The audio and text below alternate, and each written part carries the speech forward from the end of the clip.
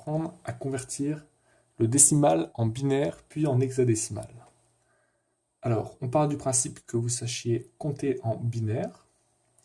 Donc, on connaît le décimal qui est composé de 10 symboles 1, 2, 3, 4, 5, 6, 7, 8, 9. Donc, nous avons là 10 symboles.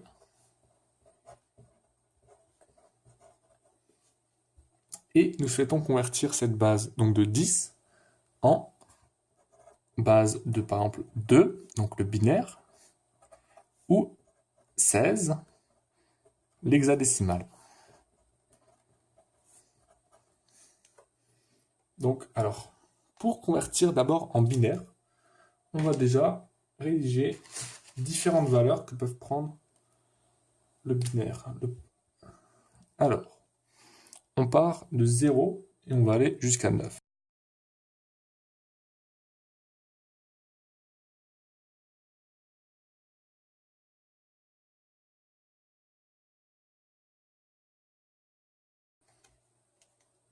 Un peu là.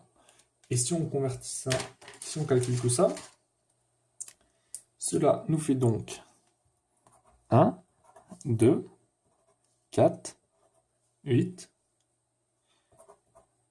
16, 32, 64, 128, 256 et 512.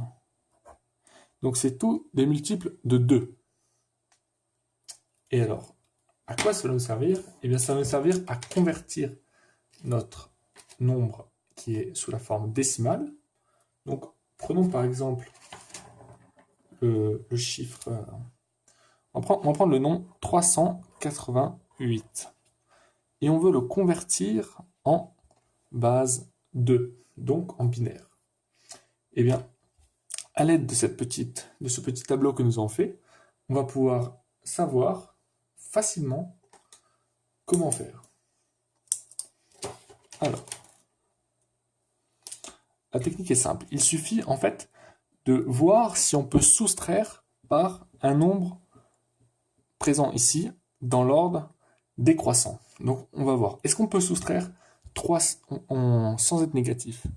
Est-ce que l'on peut soustraire 512 de 388 en restant positif? Non. Donc on va mettre un 0. Est-ce qu'on peut soustraire 256 de 388? Oui. Donc on va mettre un 1 et on va le soustraire. Hop. Ça va nous faire 132. Est-ce qu'on peut soustraire 128 de 132? Eh bien oui, on peut le soustraire. Donc, on va le rédiger. Alors, donc on va mettre un 1 pour dire oui, on peut soustraire. Et on va soustraire par 128. Et ça va nous faire 0,4. Et donc maintenant, on continue. Est-ce qu'on peut soustraire 64 de 4? On ne peut pas soustraire. 32? Non. 16? Non. 8? Non. 4? Oui, on peut soustraire. Donc on va mettre un 1 et on soustrait 4, ce qui nous fait 0. Donc automatiquement, on sait qu'on ne peut pas soustraire 2 et 1, donc 0, 0. Donc voilà, là on a notre chiffre binaire. Donc on sait que 388 en binaire, cela équivaut à, on va écrire à l'envers, 0, 0, 1, 0, 0, 0, 0, 1, 1, 0. Voilà. Donc on a pour habitude de mettre des espaces tous les 4 chiffres pour rendre le code plus lisible. Donc voilà, on a notre chiffre et maintenant on veut le convertir en hexadécimal. Alors pour ça, très simple, il suffit de se faire un petit tableau pour l'hexadécimal. On sait que c'est en base 16, donc on va noter 16 chiffres en partant. Donc ce que j'ai fait, c'est que j'ai écrit un tableau en base 10, donc qui va de 0 à 15, donc 16 symboles.